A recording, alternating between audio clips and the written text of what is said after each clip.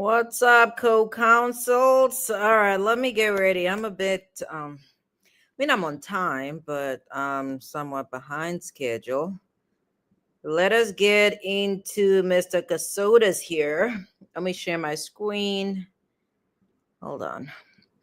I watched a little bit of today. I skipped the first 2 hours because I intentionally did not want to watch Doug Weinstein cross-examine the agent, the GBI agent.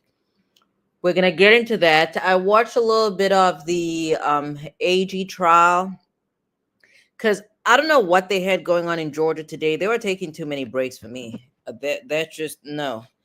Too many breaks, too many sidebars. Let's have the trial. Let's have a lunch break. Let's break at the end of the day. Okay? All right. I guess that's why nobody will make me a judge. All right. Let's move on. Let's move on. I watched the very end of today's proceedings. I watched a little bit in the middle, not everything in its entirety. But let's get into it. Hope you guys had a good day. My day was stressful. Oh my goodness, I had a stressful day. All right, let's see. One moment. I think here we go. All right, everyone, please be.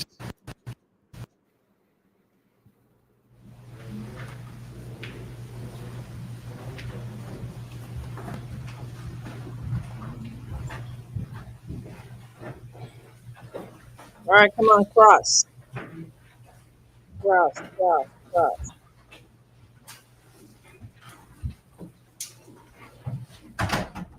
In the AG trial, though, I watched the prosecution's closing, the defense closing. I thought the defense attorney in that trial did a really good job. As far as the verdict, I believe they were still deliberating. I'm not sure, but I did not keep up with that trial like that. All right, everyone, please be seated. And good morning, ladies and gentlemen of the jury. Hope you had a good evening. That's crazy. So Connecticut Suns, they will not be going to Boston, and that is crazy. That is crazy. I know I got stuck in that traffic coming in today. I know some of you did. I'm hoping it was just the first day of school. It'll get a little better, but I'll leave a little earlier tomorrow. I come from I know kids are in school in Mississippi, but in Georgia, I think it's too soon for them to be back in school. So I came through the high school and then the Joseph Martin school. So hopefully it'll get a little better over the next few days. So anyway, we'll go ahead and get started this morning. And I believe, Mr. Weinstein, it's your opportunity to cross-examine. Your Honor, did the court wish to do the admonition concerning the media? I know you had indicated. Yeah, again, I trust that all of you were able to abide by the court's instructions about no access to the media. I assume everyone good with that? Yes. All right, very good. All right, thank you, ladies and gentlemen. You may proceed, Mr. Weinstein.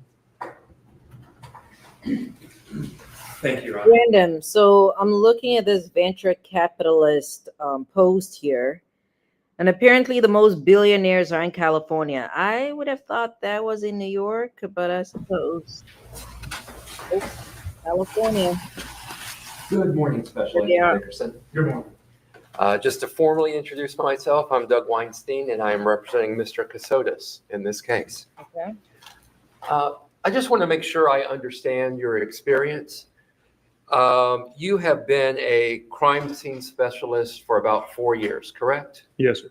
That's with the GBI. I understand you have experience before that as well, right? That's correct. And did you say yesterday, and I understand you're not a statistician, I think that's the words you use, but you see about 20, or you analyze about 25 to 50 scenes per year? 25 to 30. 25 to 30. Yes, sir. So over 4 years, 100, 120, roughly. I won't hold you to that number, but 100, 120 is about right? Sure. Quite a few. Yes, sir, right around there. Okay. Let's go back to December the 2nd. You go to, I guess, the scene at Jones Road and what we're calling Hunt Club Road, that intersection where the gate is, correct? Yes, sir. And you get there at about 9:15 at night, roughly. Yes, sir. You said that there was lots of trash on the side of the road, correct? Yes, sir. You said there were beer cans, Hitting it. right? Yes, sir. You said there were Coke bottles. When you say by the side of the road, was that on Jones Road or was that on the Hunt Club Road? Jones Road is a public road, so there's far more litter on the side of Jones Road than there was on the Hunting Club Road, but there was some on the Hunting Club Road as well. And again, you saw beer cans and Coke bottles. What other trash did you see there? Just your generic roadside litter that you would see anywhere. And I say Coke bottles generically, soda bottles. But I remember seeing a box that contained an alcoholic beverage, like a cardboard box. I think there was even a couple of old box TVs, CRT TVs that had been discarded in the woods there at the intersection. So there was a significant amount of I don't trash know if in there. Weinstein's getting it, but okay. And as an old trademark lawyer, I appreciate you clarifying that when you said Coke bottle, you really meant that generically and not the Coca-Cola company. Yes, sir. So now you did not elect to take any of those beer cans or soda cans, soda bottles, beer Right. bottles into evidence, correct? That's correct. I guess DNA. Now, isn't it true that beer cans, Coke bottles, that type of material, you could get latent prints off of those at times, correct? We could That's a possibility, yes. And out of that 100, 120 scenes that you have collected evidence from before, have you ever picked up cans, bottles, other things like that?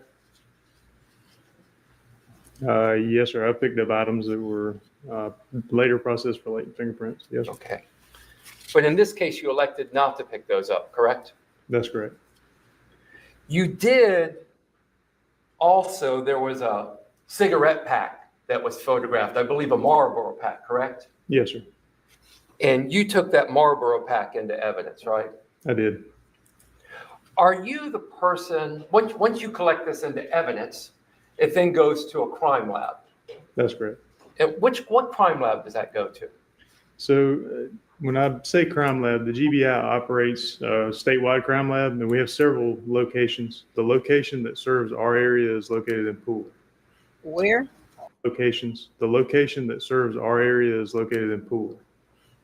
Or When it Coastal go- Crime Lab. I'm sorry. Are you through? I am. Okay. When it goes to the crime lab, are you the one that decides on what tests are performed by the crime lab? To some extent, we can submit evidence to the lab and request that certain processes be conducted on evidence. We cannot require them to be processed. The lab does have to make decisions based on the resources that they have available to them. I believe you testified that the case agent in this case I don't know what the right verb is, Tracy Sands. Is that correct? Yes, sir, that's Agent correct. Sands. Do you see Agent Sands in the courtroom now? I do. Where's Agent Sands? He's sitting at the prosecution table. okay. Okay. So does Agent Sands also, is he someone that could also request that certain evidence be analyzed at the crime lab? That's correct. We can request. So either you might request, Agent Sands might request, might request, correct? That's right. Okay. Did you request any analysis on that Marlboro cigarette pack? So the evidence submission forms were made and the cigarette pack was submitted to the crime lab, but it would be a better question for Agent Sands than it would be for myself. Okay. Well, you specifically did not request any particular analysis on the Marlboro cigarette pack, correct? That's correct.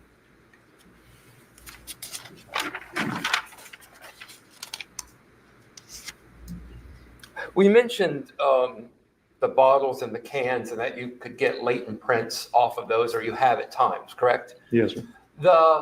Can you also get DNA evidence off like a Coca-Cola can? Certainly, it's a possibility. But in this case, you collected none of those, correct? That's correct.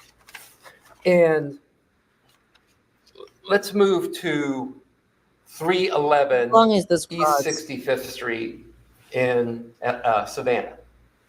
So we'll talk about that for a bit. You called that a crime scene in your testimony. Why did you call that a crime scene? It's sort of a shorthand for saying that it's a place that we searched for or examined for signs of criminal activity. When you call it a crime scene, are you presuming that a crime occurred there? So the presumption holds yes. We do need to, we're not going to go to a place that's just random and say, well, we don't think a crime happened here, but we're going to search anyway. I mean, we're going to go there based on fact and driven by how the investigation leads us, and then conduct an examination of a place, be it a vehicle, or apartment, a house, wherever, based on the fact that there may be something there. Okay. And that property had a house upon it that we heard a lot of testimony about yesterday, correct? Yes, sir. And there was also a shed in the back of the house, right? There was. Did you look in that shed? I did. About how big was that shed? 10 by 10, 12 by 12, not very big, but And what was located inside the shed? Yeah.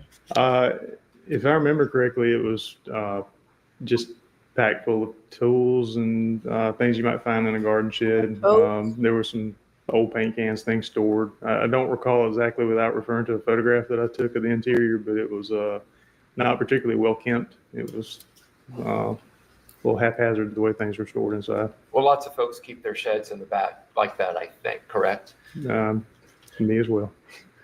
Did you do any luminol testing within that shed? Not within the shed. I did, however, take a few items out of the shed What'd you take? and bring them into the house for testing.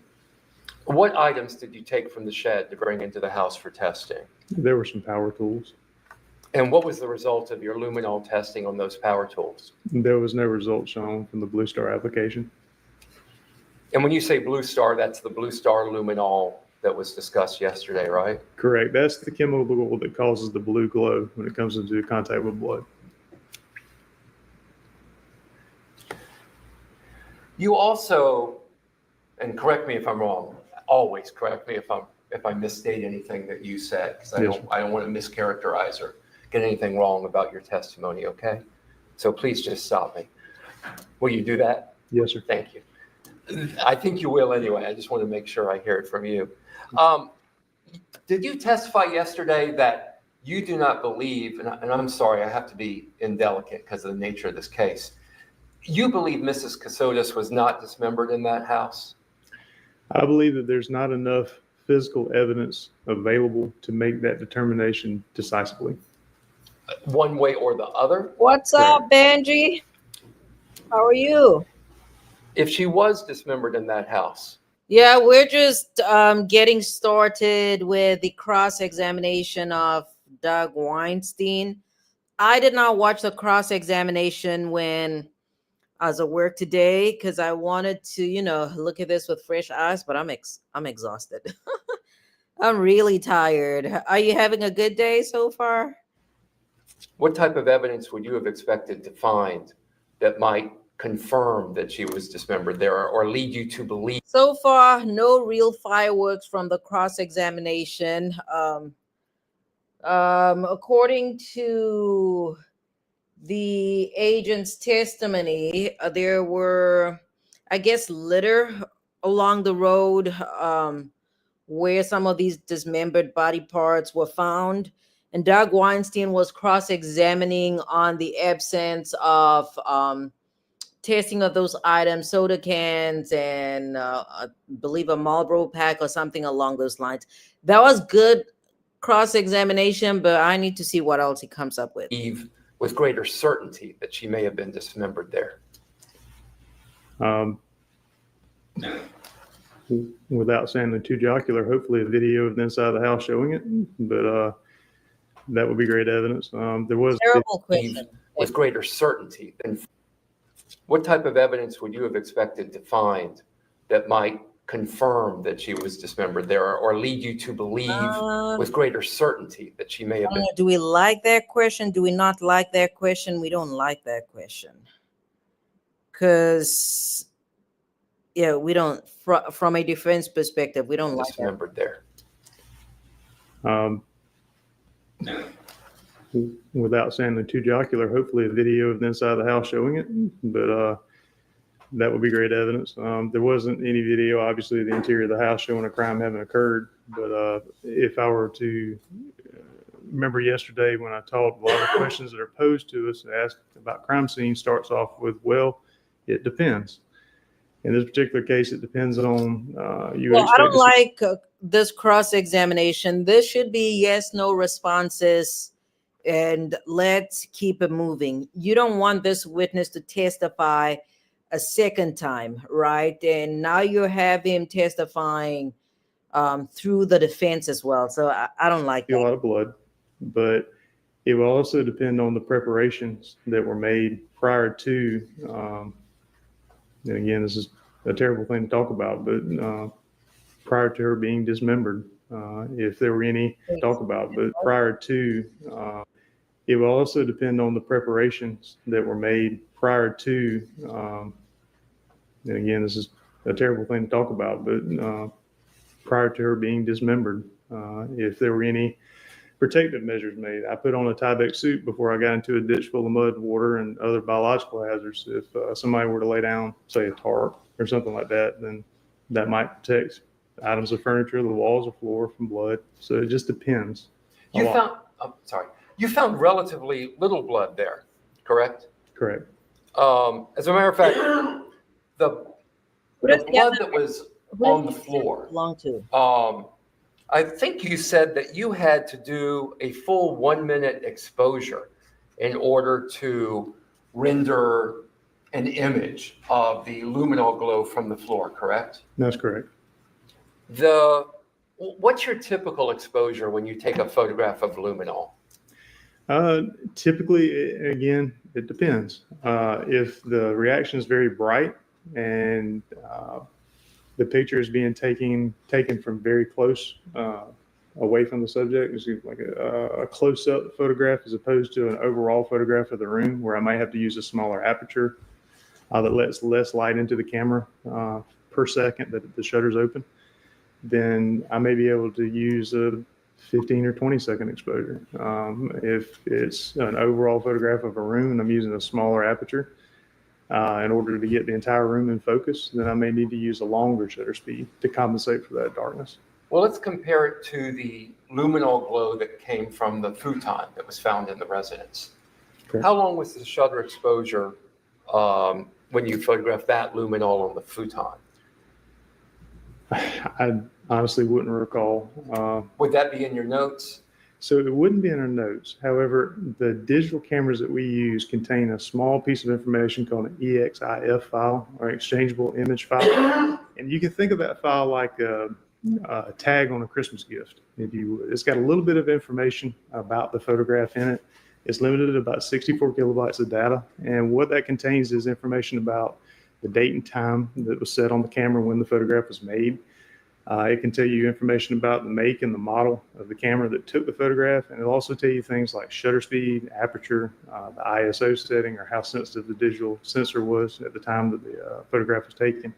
And for newer cameras and for your cell phones, it'll also contain geographic information like the GPS coordinates. So I could refer to that file, but we'd have to take a break and I'd have to load the file and look at it in a computer. Okay. That EXIF file. No, we don't have fireworks. Where are the fireworks? Actually metadata, correct, about the photograph? Yes, sir. So you don't recall exactly how long. Was it less than 60 seconds? I'm assuming so, yes. But again, I couldn't speak with any certainty, but it wasn't as long an exposure, I believe, as the overall of the entire room. And as far as, I guess, what you've been referring to as the arc on the wall, the arc of blood that was about a foot long or so. Yes, that was so minimal that you couldn't even photograph it, correct? that's correct. You made an initial application. I believe you said you had to get, did you say you had to get really close to even see that there was a glow? Correct. It was very, very difficult to see. And that futon, the location of the blood on the futon. You testified yesterday that, well, I guess you went to the house in May of 23, correct? That's correct. And Mrs. Okay, Casotis is murdered. so May of 23, the allegations are that the crime would have occurred around December. I want to say December 19th, but I'm not going to say a day. So I guess early to mid December 2022. It sounds like, because that was an Airbnb. I would like to believe that other people were probably staying there. Some cleaning may have occurred in the interim. So that's just me feeding the prosecution right there. That's information for them to argue during closing. And that's information Doug Weinstein has to anticipate. Murder was back in that November, December 22 timeframe, correct? It was 6 months prior. Mrs. Casotis was murdered about 6 months prior. Yeah, her body was recovered on December 2nd. Yes, sir. Okay. So it had been 6 months, and you said that futon, you don't know what position that futon was in 6 months prior to you being at the house. No, sir. It's movable within the scene, so I have no idea. So the futon could have been flipped around, correct? Correct. And while when you saw the futon, I guess the blood was would be, I guess, behind on the backside of where your head would rest if it was a couch, correct? But it could have been flipped around. Yes, sir. And that blood could have been in the seating area of the futon if it was flipped around in that way. Yes, sir. It'd be more on, like on the edge. Like if the futon was a mattress, so to speak, it was just foldable. But instead of it being on the top or the bottom, it would be kind of on the side. So if you were sitting on the edge of the futon, then that blood could be beneath where you're sitting, correct? Possibly. When you do the Hold on, Kind of on the side. so if you were sitting on the edge of the futon, then that blood could be beneath where you're sitting, correct? Possibly. When you do the luminol testing, that is just showing the presence of blood, correct? Yes, sir. Could be human blood, could be animal blood, right? You don't know what type of blood. Yes, sir. Does the luminol tell you whether it would be venous blood or menstrual blood? Does it tell the type of blood at all? No, sir. Again, this chemical reacts with the hemoglobin, the iron in the blood, so it doesn't differentiate between where the blood came from within the body. It's just blood. So because you just know it's some kind of blood, I think you testified that then you do an OBTI test, correct? Yes, sir. And just maybe to refresh everyone's memory, that OBTI test is the one that looked like those kind of COVID tests that we all had to suffer through a few years ago, right? Yes, sir. Very similar. Very small. The OBTI test, that tells you whether or not it's human blood, correct? It can give you an indication thereof. Yes, sir. Does it indicate whether it's menstrual blood or not? No, sir.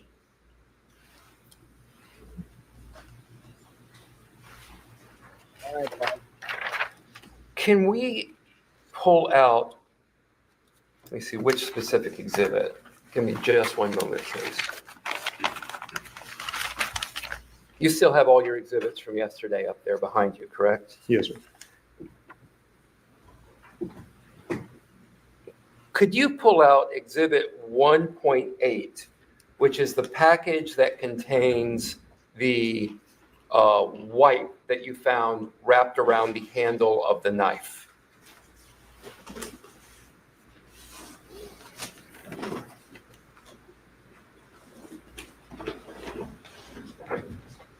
Could you open that up, please? What's the question?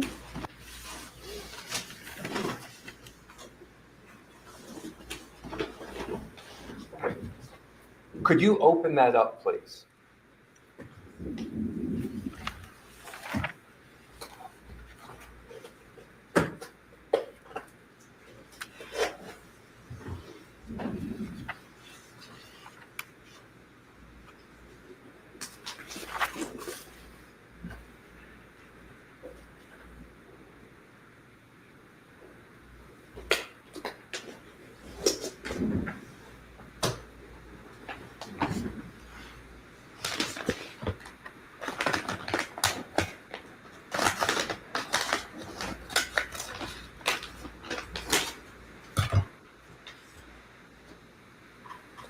Would you remove the wipe?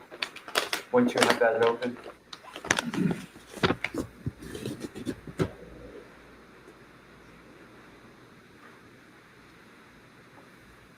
Okay. Is it possible to open that up anymore without damaging it?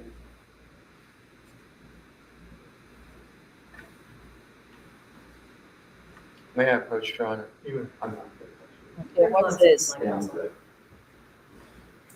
Oh, are these the Right, wipes? so there's actually two wipes there, is that correct? They're perforated, there's a Dang, that perforation. thing has actually maintained its form. It looks like, is that a Clorox wipe? It has actually maintained its form considering the time lapse. Keeping them together? That's correct. Okay. You may put that away now, thank you very much. So what was the purpose of that, Weinstein?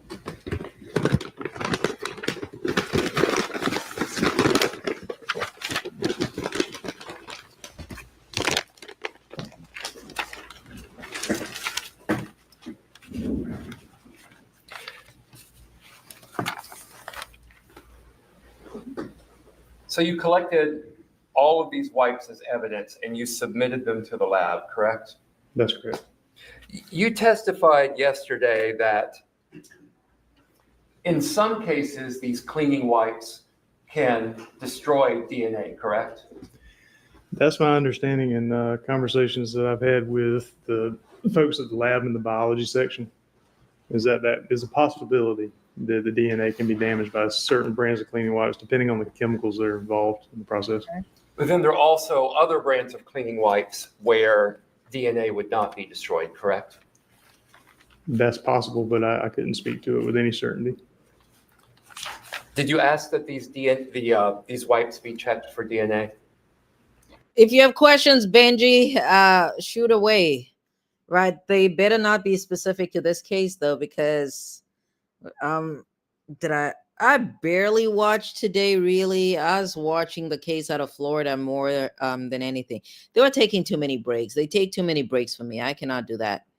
Again, with Agent Sands having submitted the evidence himself for testing, then those requests would have been made through him. So if you could just answer that one question, did you request that these wipes be tested for DNA? I did not. Okay, thank you. I have no further questions, Your Honor. Thank you very much, Special Agent. Briefly, Judge. I don't know, Weinstein. I don't feel like Weinstein, not even I don't feel Weinstein is not putting on the pressure of cross-examination. That's my problem here. Agent Dickerson, you were asked by counsel whether you saw certain drinking containers on the roadway, correct?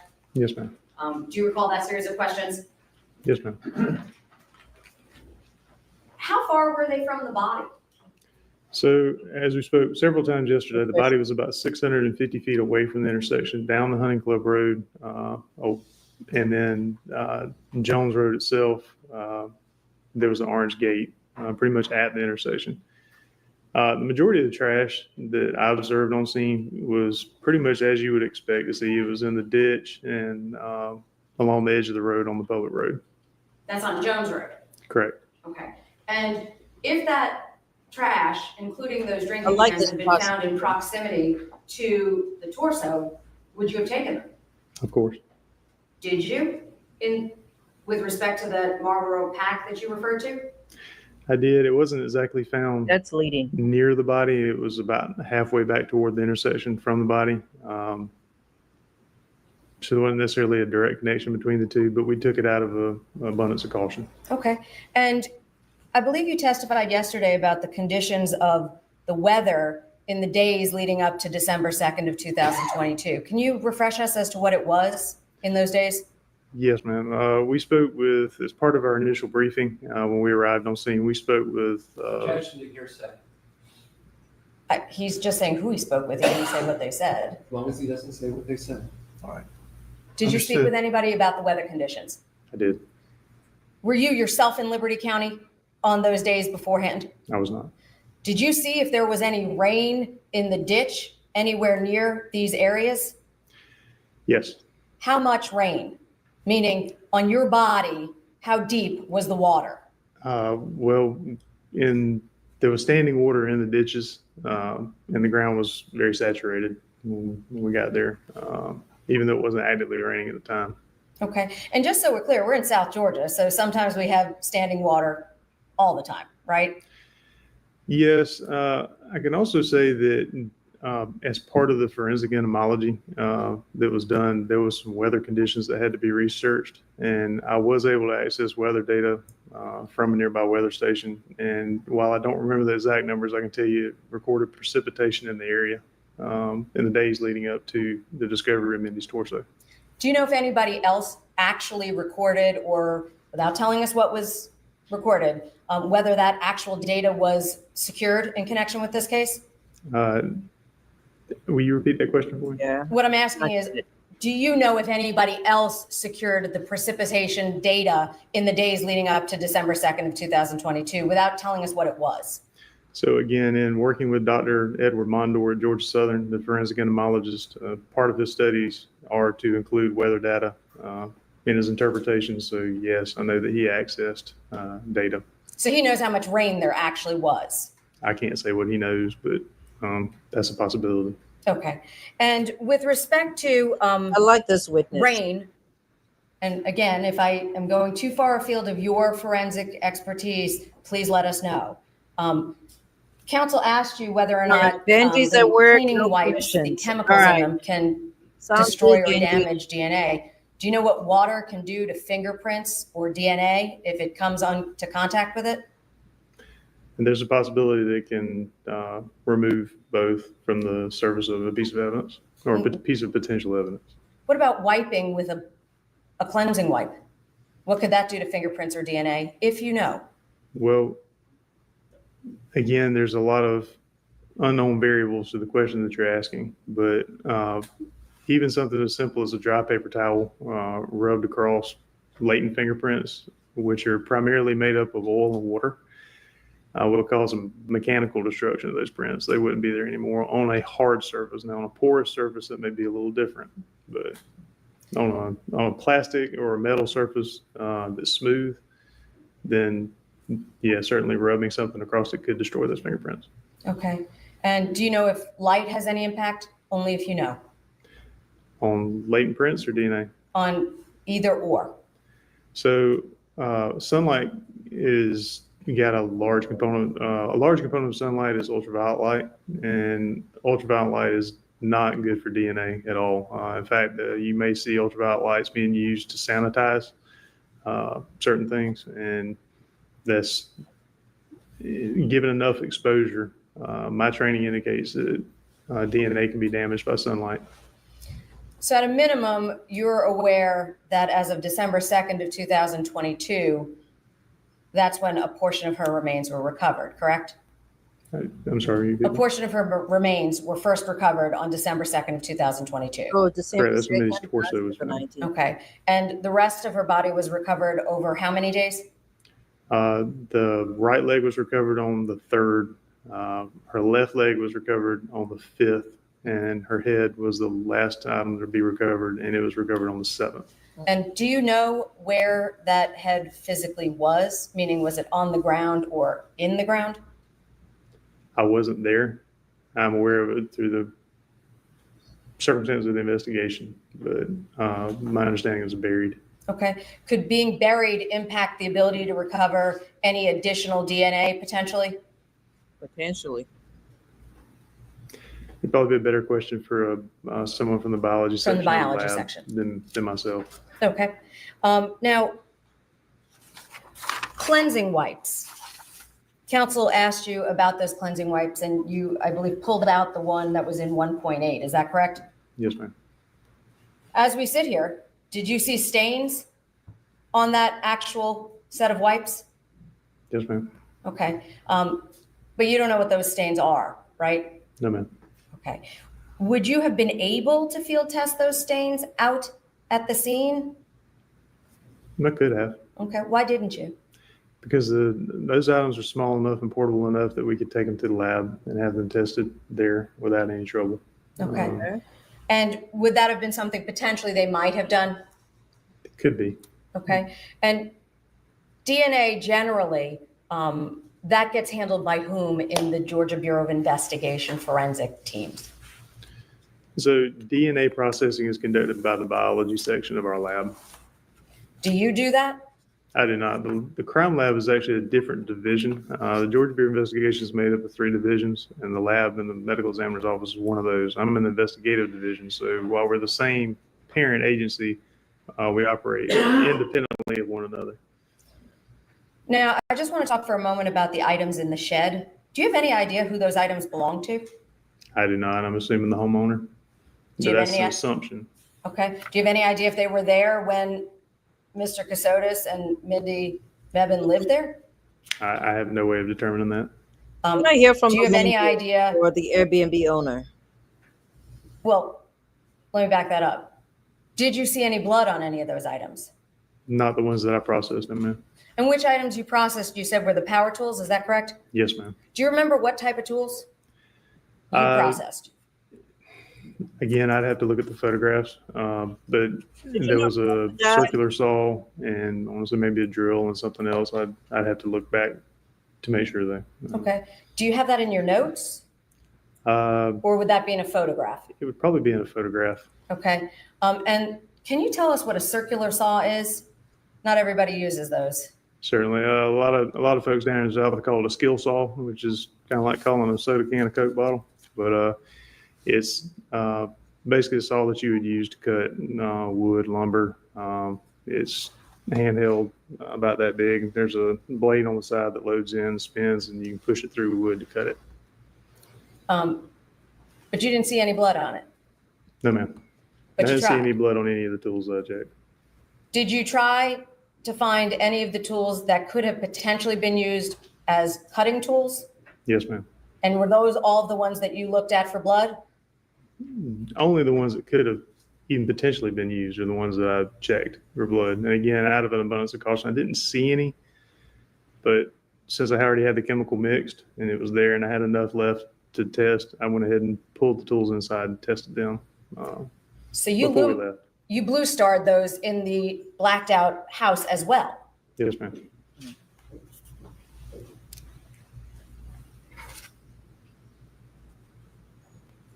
But as you sit here, you have no idea if Mr. Casotis even had access to those tools back in December or in the time frame around her body being recovered. I have no way of knowing.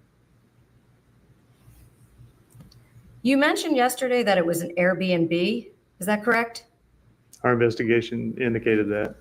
And do you know if it was active? Only if you know if it was actively being used still as an Airbnb? I wanted That was my understanding, is that it was Okay. still for rent. so it was.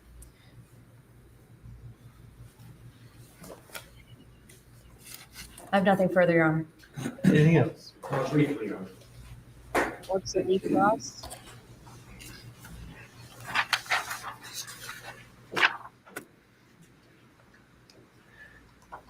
The state mentioned that, or asked you about the location of most of the trash that you saw, cans, bottles, and it was along Jones Road. Yes, And that was approximately 650 feet away, correct? yes.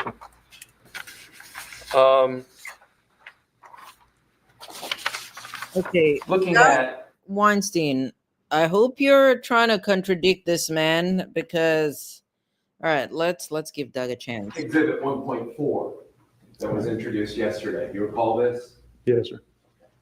in Exhibit 1.4, evidence placards 1 through 3 and 4 through 7.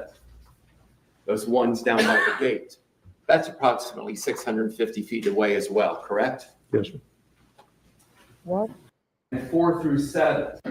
Evidence placards 1 through 3 and 4 through 7. Those ones down by the gate.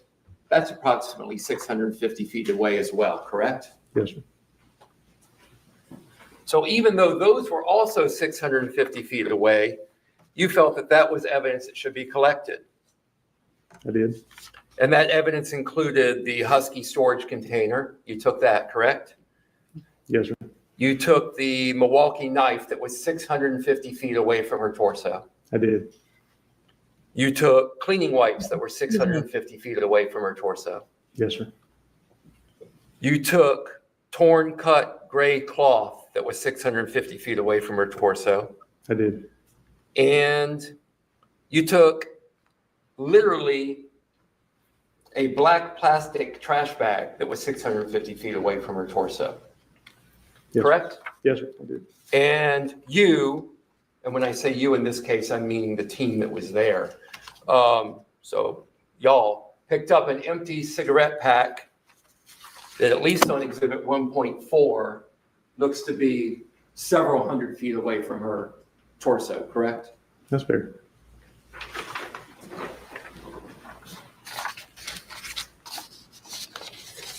Was there no trash in exhibit 1.4 between the gate and the location of her torso?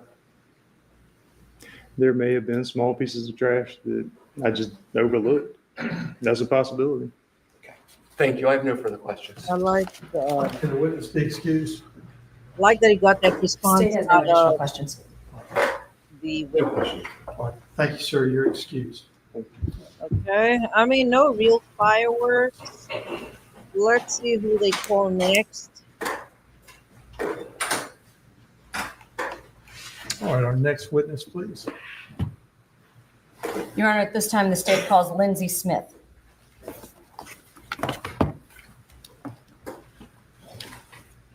Who's she?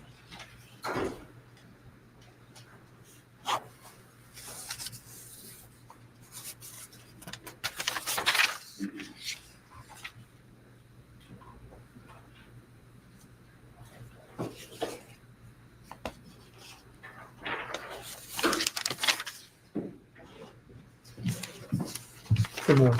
Please raise your right hand. Do you swear or affirm the testimony that you're about to give will be the truth, the whole truth, and nothing but the truth, so help you God? I do. Please be seated.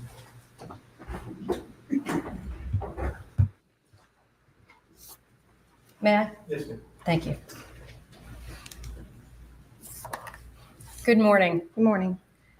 I'm going to ask if you could just keep the microphone nice and close to your mouth so that the jurors can hear you. Okay. Can you please state your name and spell it for the court Who's reporter? she? Lindsay Smith, Lindsay.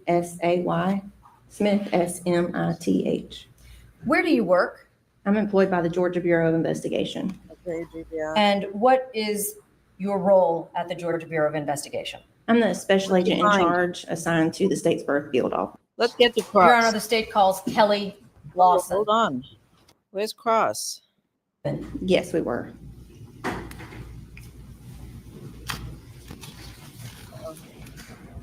Did you assist in any other way in the investigation? No, other than just general oversight, supervision. Now, the crime lab, I want to be sensitive here because I'm not trying to be disrespectful. Are there times when you submit items to the crime laboratory for analysis? Yes, Does your team submit items to the crime laboratory for analysis as well? yes. Do you always have every item tested you request? No, we do not. Can you explain why? Sure. The resources at our crime lab are limited. We are short-staffed with some scientists in certain areas. So it's impossible for them to be able to test every piece of evidence that's submitted. Have you had your fair share of conversations hoping for potentially more items to be tested? Yes, I have. Did you do that in this case? I believe so. And can you explain what a briefing is with the crime lab? Who would do that? So it would be a supervisor from the office and a supervisor from the crime lab get together and discuss potential additional steps that we would request be taken. Okay, and did anyone do that in this case as supervisor? Honestly, don't recall, but I believe so. Do you know if you had any conversations with the crime laboratory? Yes, I did. Okay, did you make requests for evidence to be examined? Yes, And did you do that in assistance with any other agents from your team? yes. Who was that? Would have been Agent Dickerson and Agent Sands. Okay, and ultimately, did you receive reports back from the crime laboratory on the items they did ultimately test? Yes, we did. Without them being able to do the forensic genetic genealogy, is that why you went to gene by gene? That's correct. Did that ultimately? I don't know. I still have to, in all honesty, I'm looking forward to hearing from the decedent's parents? Because I just do not understand. If you say you're leaving to go pick up your wife from a hospital, you're claiming she's pregnant. Testimony came out today that there was no evidence that that the decedent was pregnant. I don't remember who testified to that. I just remember tuning in, and that's what a witness testified to. That I need to hear from the parents. All these other people, yeah, or, law enforcement, sure, but I need to find out what the defendant told the parents. Provide you with identity for the purposes of knowing who that torso and the rest of the remains belong to? Yes, it did. And who was that? Mindy Mabanka-Sotis. I have no further questions for this witness, Your Honor. Thank you. Good morning, Special Agent Smith. Good morning. My name is Doug Weinstein. I'm representing Mr. Casotis in this case. Just a few questions. You testified that you were hoping for more items to be tested. Is that correct? That's correct. What specific items were you hoping that the crime lab would test? I would hope they would have tested everything that we submitted in a perfect world. What did you Which submit that was not specific tested? items did you hope they would test that they would not test? I believe the Clorox wipes or whatever type of wipes those were. Specifically, that's what stands out in my mind. So did you request those to be tested? You had discussions with the crime lab and then they would not test them? I don't believe specifically we had the discussion of that. We were presenting them with the list of everything that had been provided. And once something was tested and we didn't have any success or any leads, we would ask for something else to be tested in hopes that we would get some additional information. You said the crime lab is short-staffed in certain areas. What areas to your knowledge, is the crime lab short-staffed in? I believe most of the scientific fields are short-staffed across the state. And just to help the jury understand, what are the scientific fields specifically that are short-staffed across the So I state? believe toxicology, the chemists, biologists. And because of that, items that special agents or assistant special agents want to be tested or other agents want to be tested may not be tested by the crime lab, That's correct. even though you believe they should be tested. That's correct. No further questions. Thank you. Just one follow-up. If you had thought something was critical to the case to be able to prove or disprove the case, would you have taken that somewhere else than the GBI Coastal Lab? Yes, we would have. Did you do that in this case? We did. And did you get results from it? We did. Nothing further. Anything else? Real quick. Do you ask for items that aren't critical to be tested from the crime lab? I believe all items that we collect are critical. Thank you. No other questions. All right. Any objection to the witness being excused? No objection. No objection. Thank you. You are excused. You're free to go. You just leave that there. So they had a break. Your Honor, the state calls Kelly Lawson. Who is she? Oh, I tuned in, the forensic artist. She was on the stand sometime this morning when I tuned in.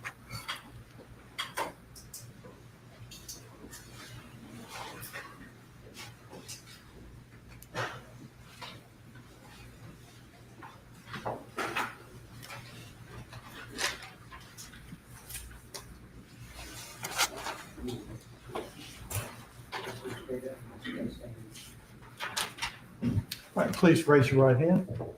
Do you swear or affirm the testimony that you're about to give will be the truth, the whole truth, and nothing but the truth, so help you God? She's actually really skilled.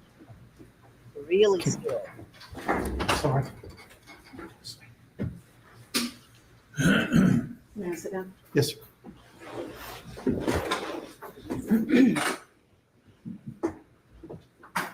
All right, you may proceed. Thank you, Your Honor. Good morning. Good morning. Can you please state and spell your name for the court reporter? My name is Kelly Lawson, and that's KELLYLAWSON.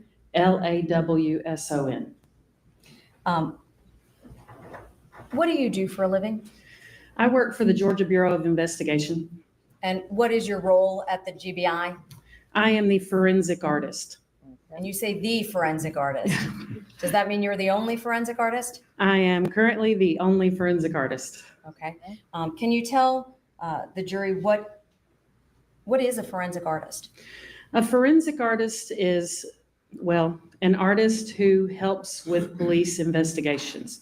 And basically what that means is I do composite drawings, Right. which is where if someone is raped or robbed or assaulted and they saw the face of their perpetrator, they would then come to me and I would take the description of the person that they saw and draw them on a piece of paper. Usually they're very large, 18 by 24 sheets of paper. Okay. And the police then can use that I'm gonna drawing look this to one up. narrow the Very field of interesting. possible suspects and get an This idea guy. of what the guy looked like.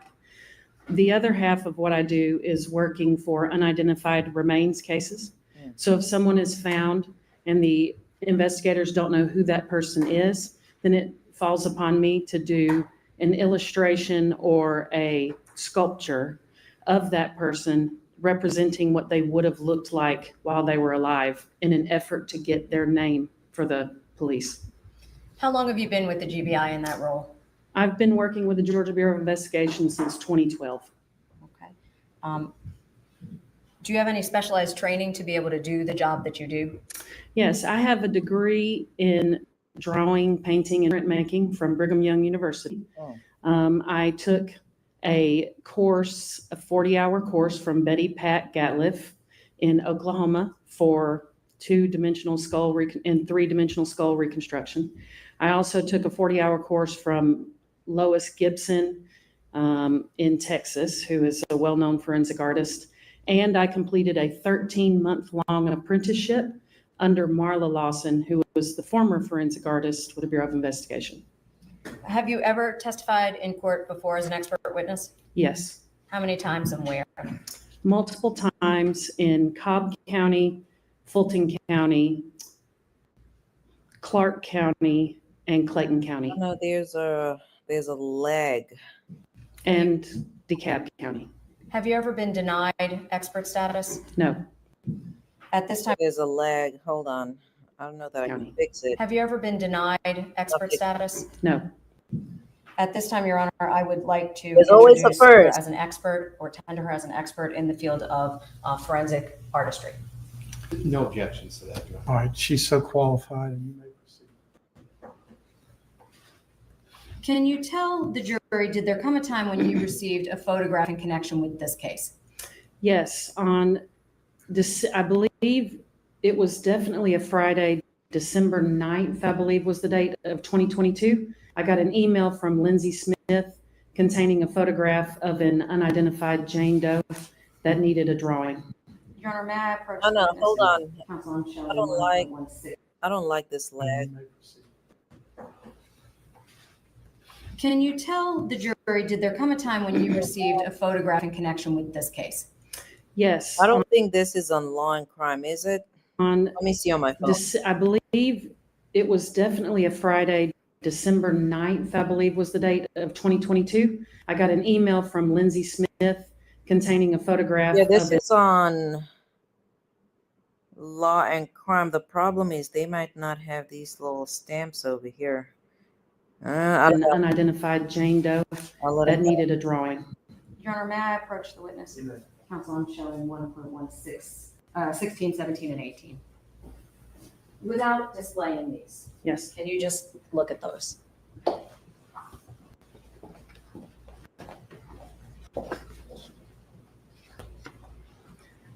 Okay. I'm specifically referring to 1.16. Recognize that photograph? Yes, I do. And what is that, a photograph? That is a photograph of the head of the Jane Doe. Okay. And as a result of receiving that photograph, did you make any drawings? I did. And what drawing did you make?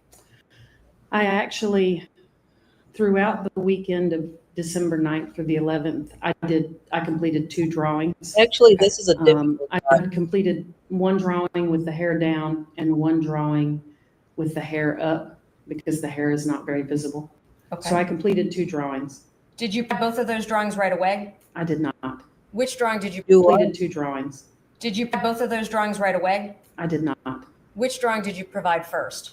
I provided the drawing with her hair up Okay. first. Would that be what's depicted in 1.17? Yes, And then the one with the hair down, would that be 1.118? that's correct. Okay.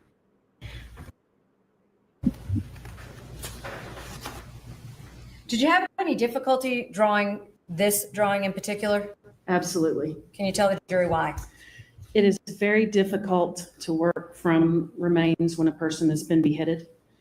Oh. Because when we're typically associating with someone and communicating with them, we see them and gravity's pulling on us one direction, we're sitting up.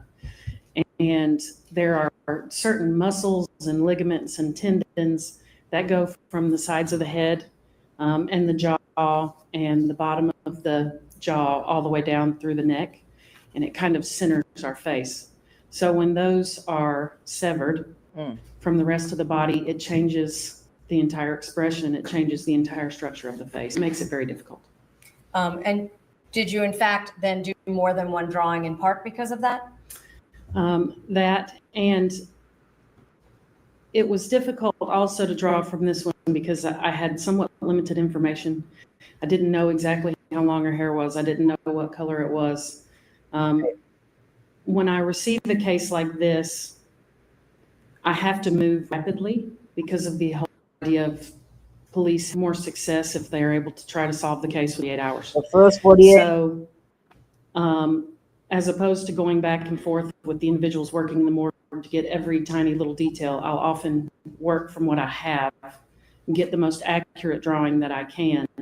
And in this particular case, I was unsure about the hair, so I ended up doing another drawing, and I felt like that drawing was prettier, even though the hair was less detailed. And with respect to her eye color, did you base that information off of what? I based her eye color specifically off the average. A lot of times if you can't see someone's eyes, or if there's one of the first things that changes in the decomposition process is the eyes will go glassy and glazed, and they'll often change colors. So you tend to go with the average. And they say for Caucasians, the average would be brown eyes. Okay. So even within brown, are there variations of brown? There are absolutely variations in brown. And how do you deal with that? I just try to stick with something that's a beautiful photo. I know that sounds terrible, but the more beautiful the photo, compelling the photo, I guess is probably a better word than beautiful, the more likely people are to share the case. Right. And the more people then end up seeing the case, and the likelihood of that person getting identified is better. So I will make sure, usually I tell people that, I often draw John and Jane Does almost as if they're getting their glamour shot done. But it's the last drawing someone will ever have of them their entire lives. I just feel like it's a respect thing, and it helps the public become more engaged. I have nothing further on. Mr. Weinstein. Can we see All the, right, thank you very much. I thought, unless I'm tripping, I thought they showed the sketch today. Maybe that is a memory from another day. Alexa, stop. Your Honor, I'm going to back over if that's okay. Yes, that's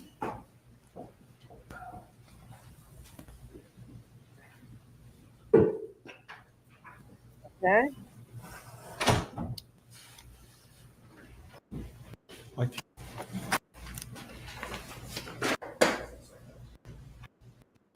There was no cross. I guess there's really nothing to cross-examine.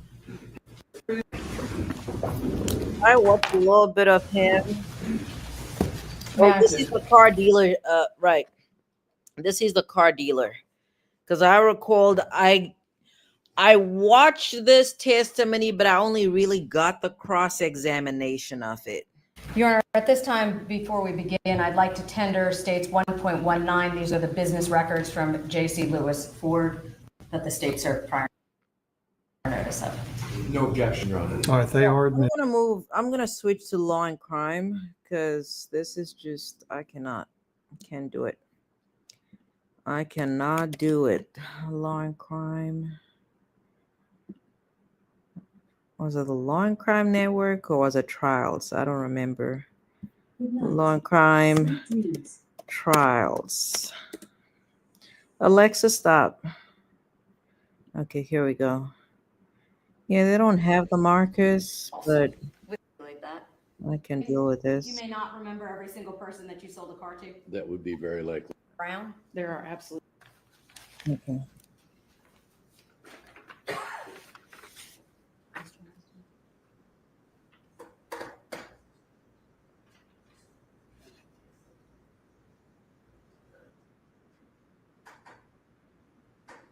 All right, come on.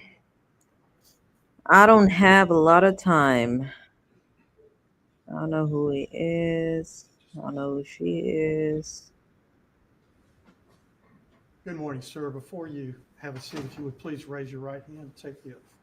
These folks took like a lunch break for 2 hours or something The today. whole truth, and nothing but the truth, so help you God. I do. Please have a seat.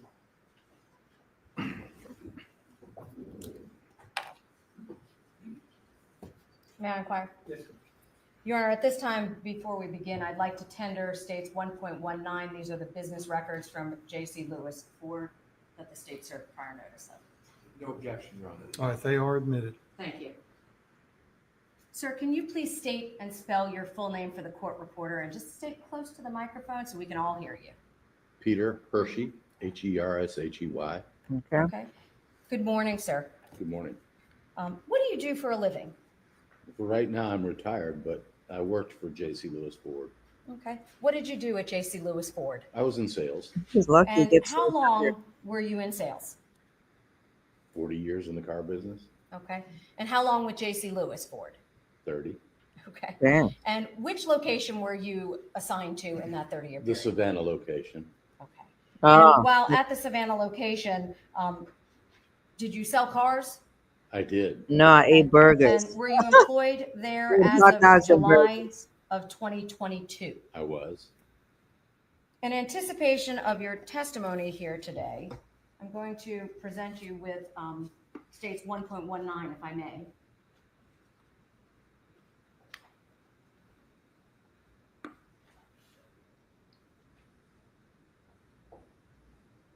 Can you just look through that for a moment?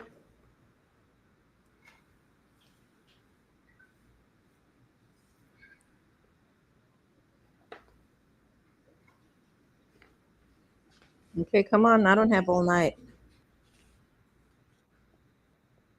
Customary documents that would be signed during the course of normal car purchase, yes. Okay. And does that specific set of documents include the sale of a 2022 Ford Explorer? It does. Is that a car you sold? Possibly. I've sold 600 cars since then, so I Okay. May don't I- remember specific, but Only 600?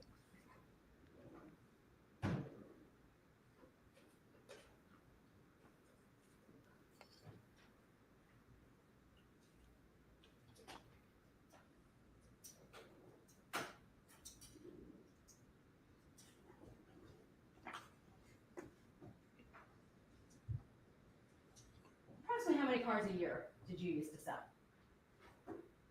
300. Okay. So would it be Only? fair to say you may not They remember don't every drive single out person there that you sold a in, car what, to? That Savannah? would be very likely, yes. Okay. When a That's car one is car a sold, do you day. prepare documentation concerning the sale? My side, in the sales side, it's very limited. We do a credit application, we capture driver's licenses, insurance cards, and that kind of thing to substantiate. Then it gets turned over to a business manager who actually contracts and does the documentation. Let's get to cross. Okay, I need so to, no, with but I want to respect to hear. this 1.19, I'm referring to page number 1 after the certification. I'm going to publish this if that's okay, Ron?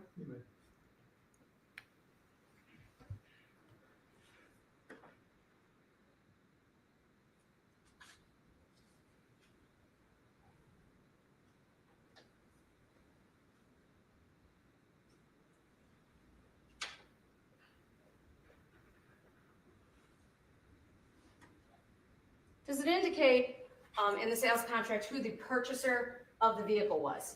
Nicholas James Karasotis, Okay, or Casotis, rather. okay. And you indicated that you would secure a driver's license, correct, from an Correct. individual purchasing. Correct. I'm now going to show you the last page of Exhibit 1.19. Okay. Madam Clerk.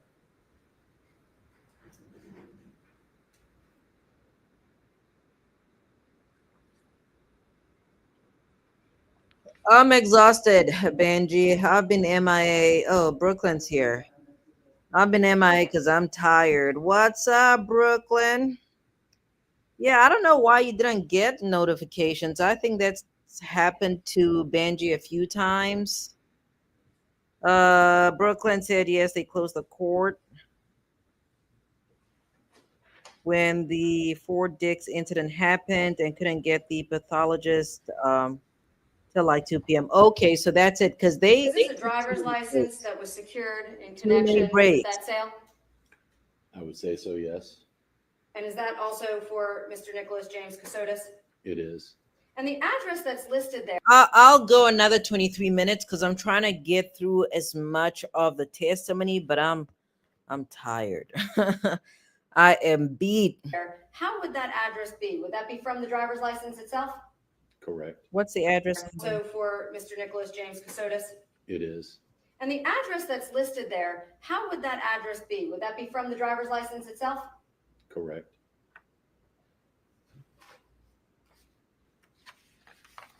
I'm going back to that first page of the sales contract. Would that also list the price of the vehicle? It will, yes. And will it also list how it was paid for? It will. So down here on the lower right corner of that document, I'm referring to, forgive me while I try to manipulate that. No worries. Does it indicate how much the total was? After taxes, tag, and looks like a what I call a back-end product, which is your 3-for-1. Looks like $44,853. Was that cash? 44 cents. Okay, so just shy of $45,000. Correct. And what is a 3-for-1?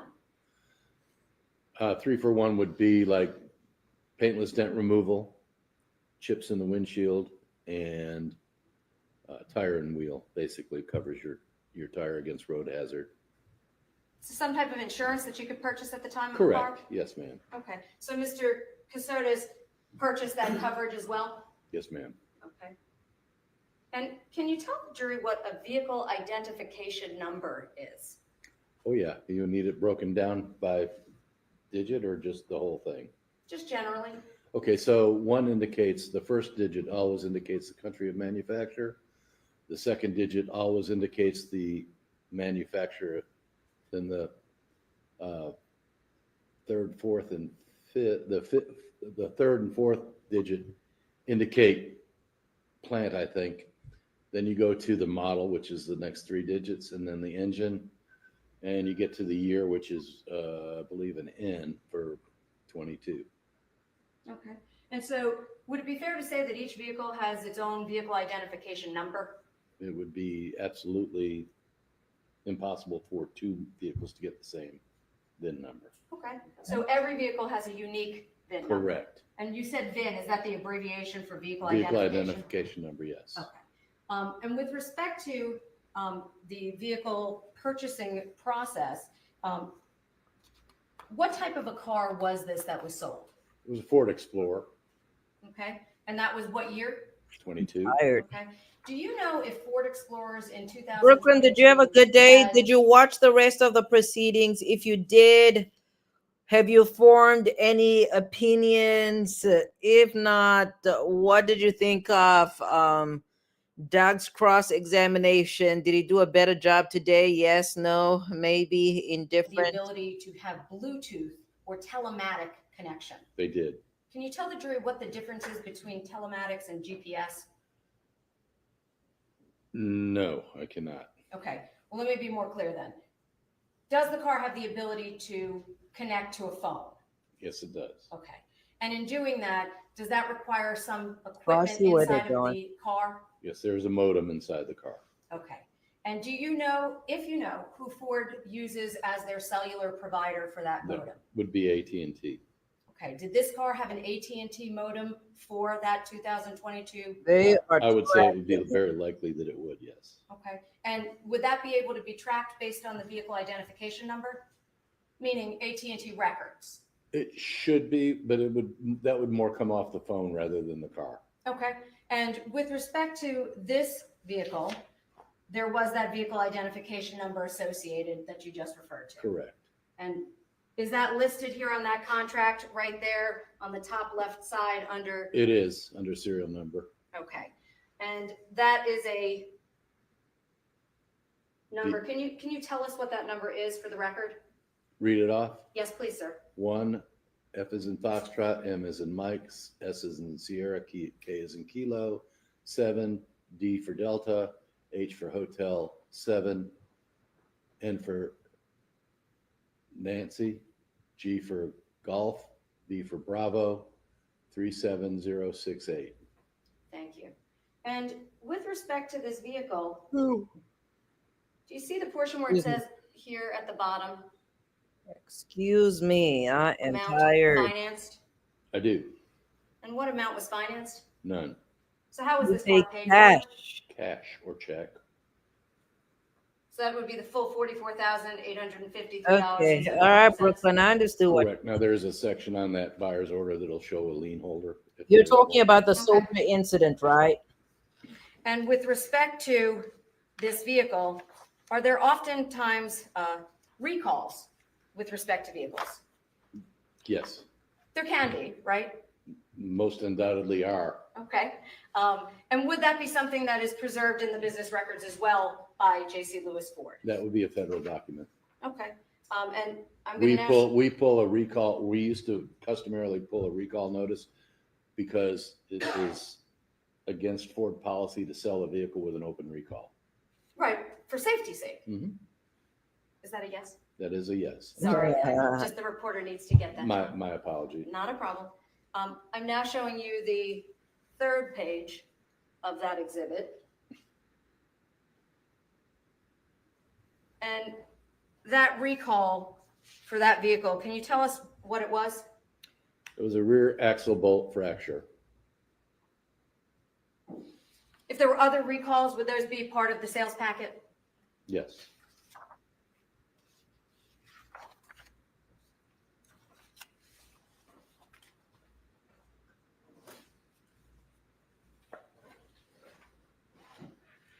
Now, I'm just going to show one other item for you, sir.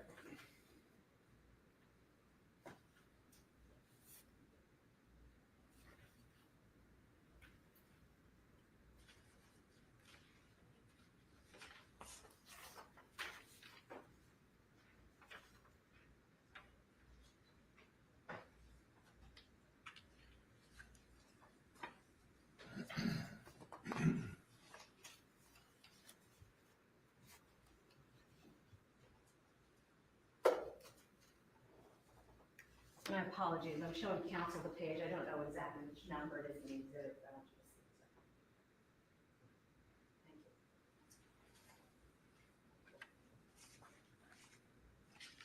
I'm showing you a single page from within this exhibit. On the top right here, do you recognize that document? I do. Part of the sales package? It is. And I'd like to point just up here to the far right. Does it say salesman? It does. Who is that? That would be me, Peter Hershey. And specifically, in order to gain commission as a salesman, do you need to get your name on a sales contract? I do. Okay, so How you much would be commission did he fairly need? convinced that that would be you that had sold that vehicle? Yes, ma'am. I have no other questions, Your Honor. Okay.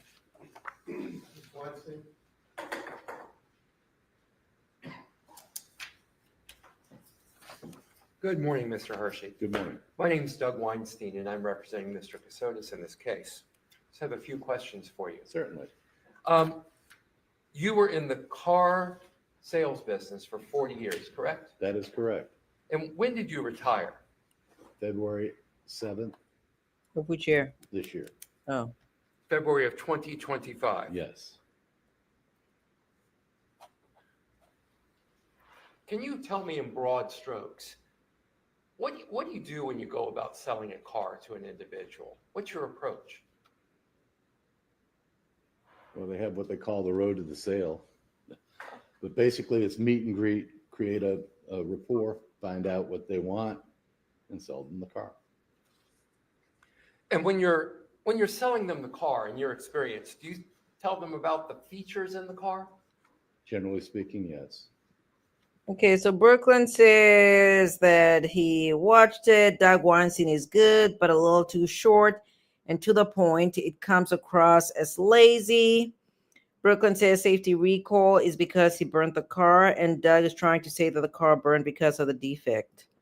That's I don't know. All right. Sometimes the customer knows more about the features than we do. But they've done research on one car. We have to know 10 or 12. I'm As a exhausted. salesperson, do you go through training on the features on various vehicles? Yes, Can't we do. wait for the weekend. And as part of that training, you learn the I'm features of the cars, exhausted. correct? Correct. This, and then of course, at times you explain those features, as you said, to your potential customers. Call that a features benefit presentation, yes. What about after the sale? Like after you've made the sale, do you explain the features further then as well? If the customer requires that, yes. And we were talking about the connection features in this 2022 Ford Explorer. Yes, sir. And one of the features you mentioned, and tell me if I'm wrong, is that known as Ford Pass Connect? It is part of that, part of the connectivity or what the telematics, whatever you want to call it, is Ford Pass, yes. Is Ford Pass. I can take my cell phone, start my car, lock it, unlock it, see the oil pressure or the oil life. You can see where the car is. So yes, you can track your own car. So if I had one of these 2022 Ford Explorers and I've got my phone and I'm not near the car, I'm somewhere else, I can tell where the car is? Yes, That's a great feature, right? it's wonderful. Is that something that you would sell people on? Depends on whether that comes up that they're interested in it or not at the point in time. When I do finish up with my presentation, I will traditionally pair the phones and show them the features on Ford Pass Connect. Okay, that's a part of your regular routine. It is. So you pair their phone up, Mm-hmm. you show them the features of Ford Pass Connect, Correct. you show them how, look, you can see where your car is if you're not near your car. Mhm. So, Brooklyn, have you considered the possibility that Doug Weinstein is possibly not lazy and he just doesn't know how to properly cross-examine? That is a genuine question. I believe the oil level in the car, you said? Fuel level, oil level, miles to empty, whether there's a recall on the car or not, there's all kind of information there. Now, as I understand it, you don't recall specifically selling this car to Mr. Casotis because you sell so many cars, correct? Sir, that would be like 600 to 900 cars ago, yes. And it was during COVID, and half the time during COVID, we didn't meet the customer. I The understand. car would get delivered to them, and we would have done the paperwork. Okay. The other thing I wanted to ask about, do you keep up? We were talking about recalls on these vehicles. Mm-hmm. So this car was sold in 2022, Mm-hmm. correct? Mm-hmm. It's a 2022 vehicle. Mm-hmm. And I believe that we saw that there was one recall at the time of sale. Mm-hmm. Now, at the time of sale, you don't know What kind of about recalls that are going to pop up in the future, correct? That is correct. So if there's recalls that come in 2023, that wouldn't be on the sale paper from 2022. It would not.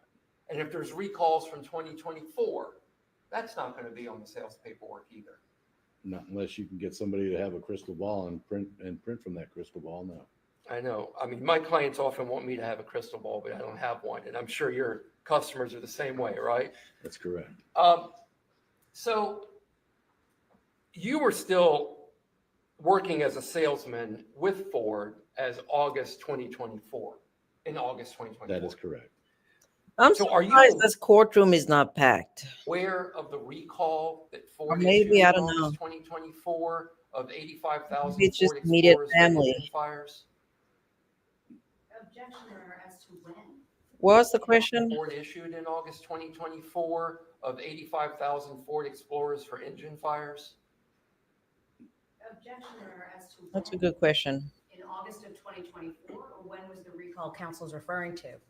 I'm asking if the witness is aware of a recall that was issued in August of 2024 for 85,000 Ford Explorers for engine fires. Which would only matter, Your Honor, for relevance if that was applicable to a 2022 model. These, let me be more specific, I'm sorry. I'll rephrase the question. Are you aware of a recall that Ford issued in August of 2024 for 85,000 2020 to 2022 model year Ford Explorers for engine fires? That's lengthy. That's I word. probably knew about the recall at the time. I probably had some kind of issue, would have called the service department to see if they could fix them, because I would get phone calls from customers that would ask Or about they the do recall. notify you, don't So they? I remember that's. I don't shop on Amazon often, but a few years ago, I forgot which birthday it was. My daughter wanted one of these little mini fridges. So I ended up getting her one for her birthday. And then 2 weeks ago, I get a notification from Amazon that they are being recalled. And oh, actually, another thing, I had a steamer recalled from Walmart. I don't remember what else. There are probably a whole bunch of other things. Specific They recall. do notify you. Ford has literally, I hate to say it, but literally several recalls a year. And Ford is not unusual in that, right? No, To every protect Ford here. every manufacturer has those. Okay. But again, an August 2024 recall would not have shown up in 2022 paperwork, correct?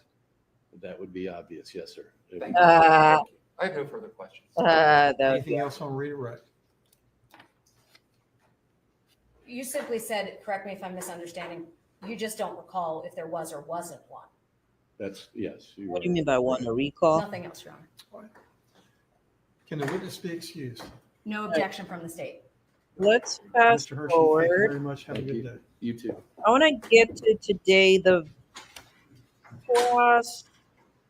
final cross of a the natural day. disease process such as a heart Hold attack. on. Large amounts of blood.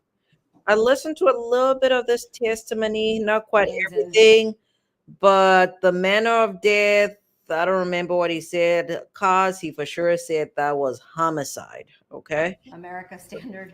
So I need to see Of those the samples, process. you said gastric content A natural I disease think he had process said assault or something. I don't remember. such as a heart attack or cancer. That's a natural death. Another choice we have is accident. So if a person dies under accidental circumstances, and common examples we see of accidental circumstances are people that die in car accidents, Oh, and car people crash. that die from accidental drug overdoses where they have a drug overdose, but they weren't attempting to take their own life. Another choice we have is suicide. So if a person basically takes their own life by their own actions, then that's a suicide. The fourth choice we have is homicide. And homicide is basically a death caused by the actions of another individual, usually where there's intent to injure. And then if we can't decide whether the death is natural, accident, suicide, or homicide, we have the option for calling it undetermined. And in this case, were you able said to? what? Can't decide whether the death is natural, accident, suicide, or homicide. We have the option for calling it undetermined. Alexa, And in stop. this case, were you able to determine a cause of death? Yes. And what was your determination? Traumatic injuries? No traumatic. And were you able to determine the manner of death? Yes. And what was that? Homicide. So by determining homicide, did you rule out the other four options you just described? Yes.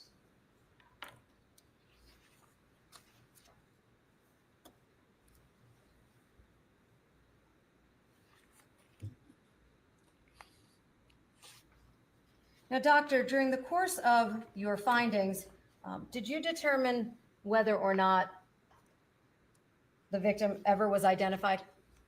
Yes, And did you ultimately determine if she had been? yes, she was identified. Did you ultimately issue some secondary report concerning that? Yes. What does that mean? How do you do that? Yeah, so in this case, it was determined primarily through DNA testing, the identity of the decedent. Dang, And then that's what we'll do is we'll put a report in our lab information the system, basically advancement of stating that, science. the body has been identified and And- indicate who it is identified as. Did you issue such a report in this case? Okay, Yes, all I right, believe so. Brooklyn. Okay. Now, get at it. this time, Your Honor, I'm going to seek to introduce State's Exhibit 1.68. That man said This he's would be a certified biased. copy of the Georgia death certificate for Mindy Nevin Casotis. Any objection? No objection. All right, it's admitted. All right. And again, doctor, you don't do the DNA that made that determination, correct? That's correct. Now, you indicated at some point that you had I'm gonna get tested the cross. Yes. I'm really tired. and allegedly found on December, very far along in the gestation. Do you find anything that would be indicative of the fact that she was pregnant at the time of her death? Oh, No. this is the witness. Okay. No baby, just another lie. Just another lie. I have nothing further on. That's what the Thank prosecutor. you. Cross-examination, Mr. Weinstein. Sushi.